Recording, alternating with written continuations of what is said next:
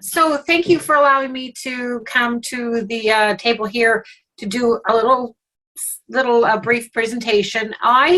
There's probably a number of things that I could do presentations on over the course of time. So I'm going to try to throw those out there when you need a filler.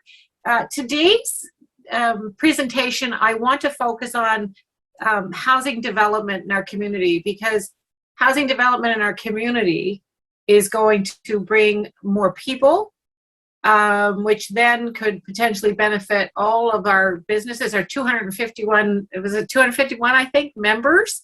That's awesome, by the way, in this organization.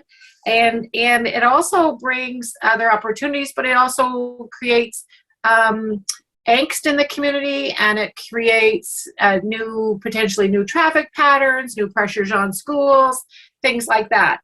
So what I thought might be helpful to you this evening, because I'm pretty sure most of you are connected on social media.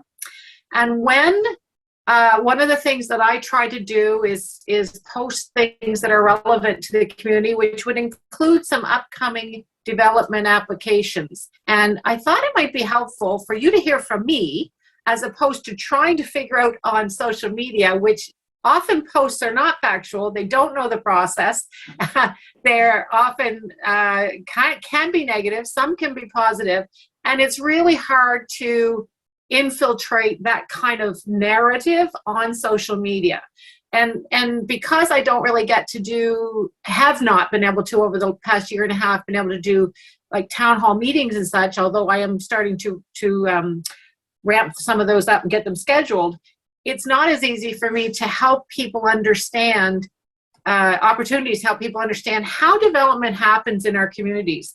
You are all members, most of you are members of the community, live in the community, at the very least operating some form of a business here in the community. So development and growth in our communities matters to you. It matters probably to you on a very personal level. Like Sean, you're having a new baby. It's going to matter to you. Somebody else who I think had just moved in last year, I can't remember his name. You're new to the community. So, you wouldn't have seen over the last 20 years the amount of growth that has happened here. But all growth in our community around housing, until about a couple of months ago, when the province decided to make a task force for housing, which I'll segue out to in a few minutes, housing development applications have always been approved and permitted, scrutinized, and decided within the municipal mandate.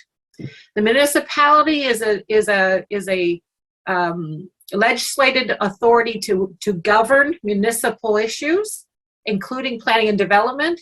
That legislative authority comes from the province of Nova Scotia by virtue of the municipal charter. And so we're a body of the province, but we are our own entity by virtue of that particular legislation. Because we do planning and development, we have, and you would know this when you would have bought your property or live within a certain area, you would probably be familiar with what are called zoning bylaws, which allows certain zones to allow for certain kinds of things. In some cases, it might be only single dwelling homes. In some cases, it might be single dwelling and duplexes. And then it sort of goes up from there to different kinds of residential zones, to commercial zones and layers of commercial zones, and then layers of industrial zones, and so on.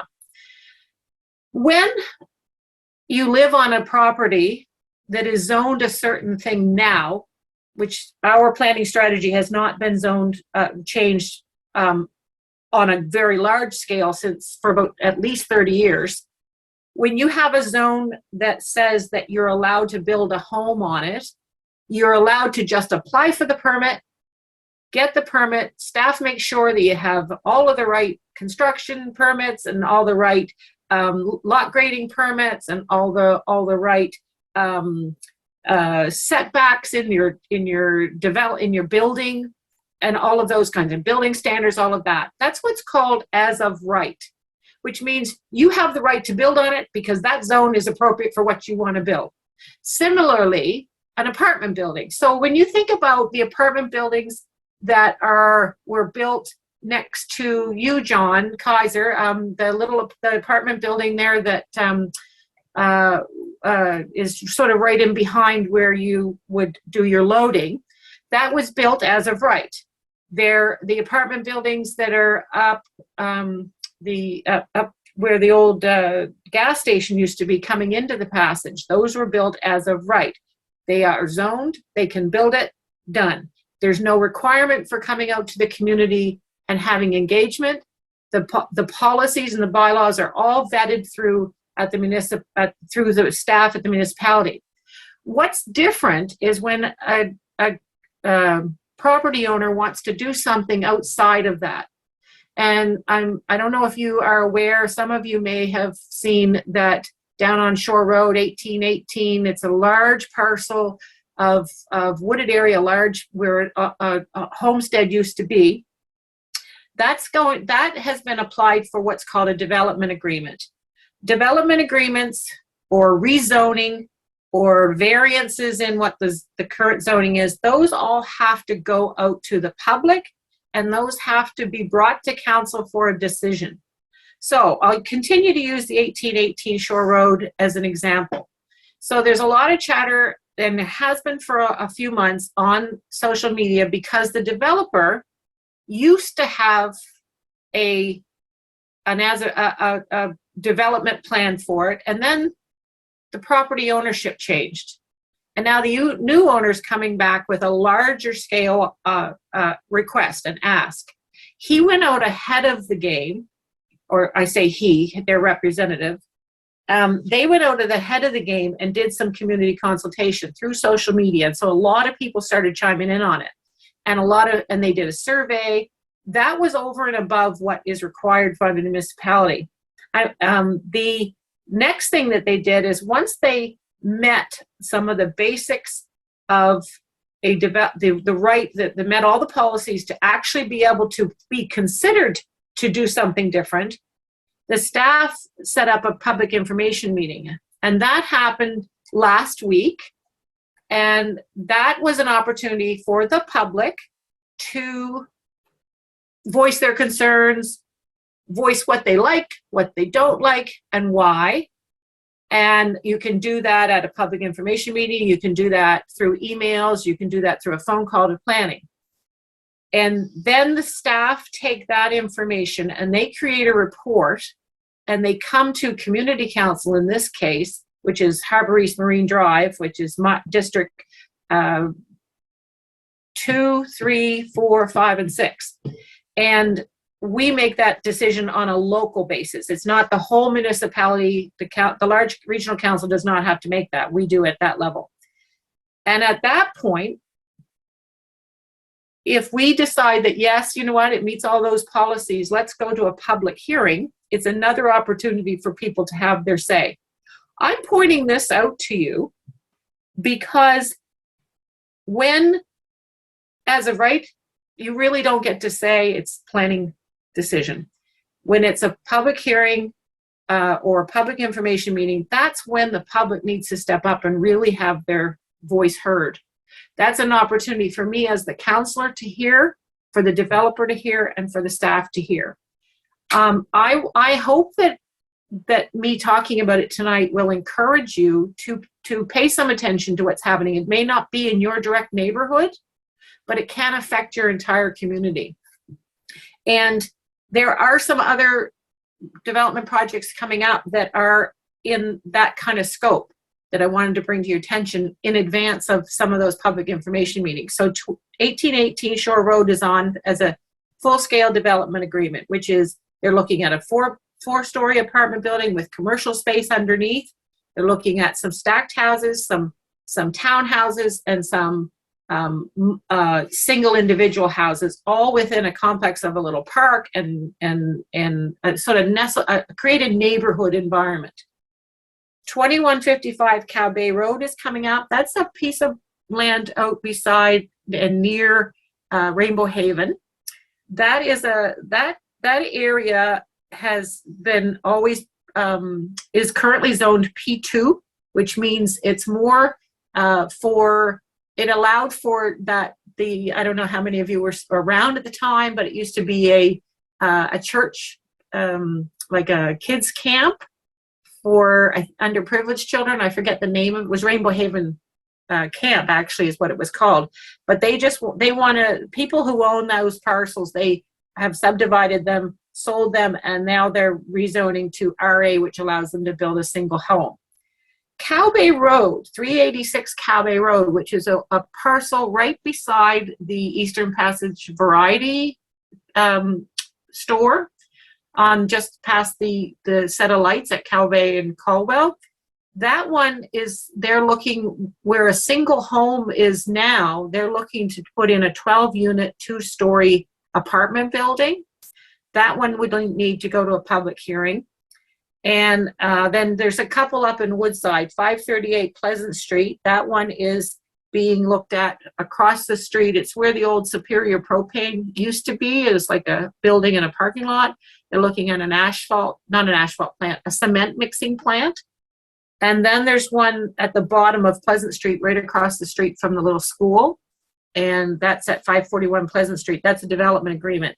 And again, I'm telling you guys this tonight because as business owners, growth in your community can be opportunities, but as individuals who live here might be of concern. And I wanted to sort of help you understand that there are lots of opportunities, and I encourage you to pay attention to these kinds of things so that you can have your voice heard and make a difference in what comes forward in our communities. I, as the councillor, and I'm lucky because I've had experience with it before, in municipal planning and bylaws and land use zoning, it's all kind of a foreign language, but so it can get quite complicated at times.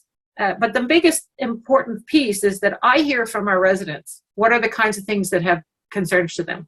There's still policy that I have to adhere to. If it meets the policy and it fits into the community, and if it, all the layers to it, I have an obligation to support it. But at the same time, there's usually a way for me to speak to the kinds of concerns that I think the community has. And that's only going to come from the feedback I get from you folks and from the rest of the residents. So, and I want to encourage you as well, while I talk about this, to, if you haven't already signed up for my newsletter that I put out each month, that's another way you can learn about some of these things, because I try to keep on top of that in the newsletter. So you can do that by just sending me an email and asking me to add you to my newsletter list. The last thing I did speak to, and I don't know how much time I have left, Mel, because I could talk a long time on all this stuff, is the Provincial Housing Task Force. I don't know if any of you have heard, but there is now in our regional planning, we have to review our regional plan. The regional plan is a 25-year plan on development and growth. And I was on council the first time it was done. It has had one review, and now we're going into the second review. And the area out behind Desed Lake, for those of you who may not be familiar with Desed Lake, it's when you drive from here out to Cole Harbour on Caldwell Road, you are now behind the airport strip, the old airport strip of Shearwater. There's a little lake there on your right that a lot of people skate on before you really make the turn to go to Cole Harbour. That's Desed Lake. And the other side of the road is the access point to go to McDonald's Beach, which is on Morris Lake. The Kiwanis Park is on Morris Lake. So from Morris Lake all the way down to the properties that would be considered to be Cow Bay and around the trails, there is a potential development coming from Clayton Development called the Morris Lake expansion. So we identified that as a potential growth opportunity.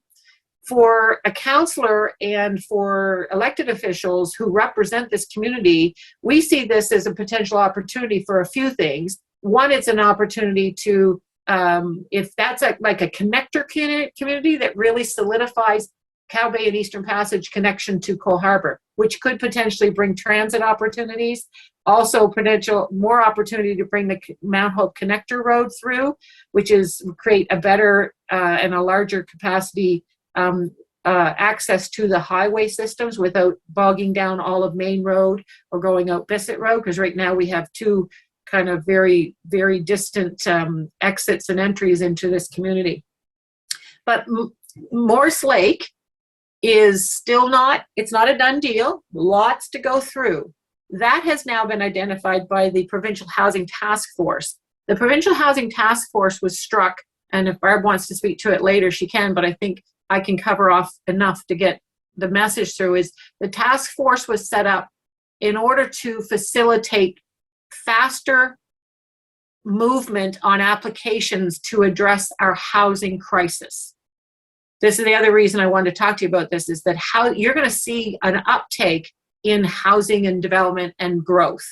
And normally the municipality has all of the decision-making power, but the province of Nova Scotia and the Premier Houston has identified this task force to have 9 identified locations for housing growth that may be decided fully at that task force level.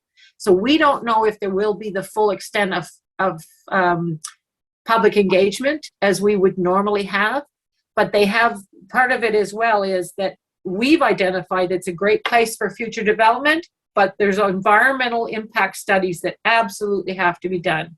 And I know a lot of people care about our environment and care about protecting our wetlands and protecting our bird and our wildlife growth and all of that. So we are both, the provincial task force and the municipality are both on the same page that this particular area, which is what I'm talking to you specifically because it's District 3, definitely has to have those kinds of studies to review and see if it's still, if there are any areas of concern. It's likely that even if there were, they would be able to work around that. So there's a high probability that something will be happening there. We just don't know the full extent of the process. So I would ask that you sort of stay tuned, and I'll try to bring that information to you, because that is significant growth within a very short period of time. And I think that can have an impact on many, many of your businesses, probably positively. So I hope this, I don't know if this has been helpful to you at all. I feel like I've ran over the time, but open for questions, or if you have any questions, if you want to carry on with your agenda, have any questions, feel free to reach out. The big thing is as well that permitting for you as a business, zoning for allowable uses within your property for certain kinds of businesses, those are all handled at the municipality. So feel free to reach out if you ever have any questions and what you can and cannot do on your properties. Great.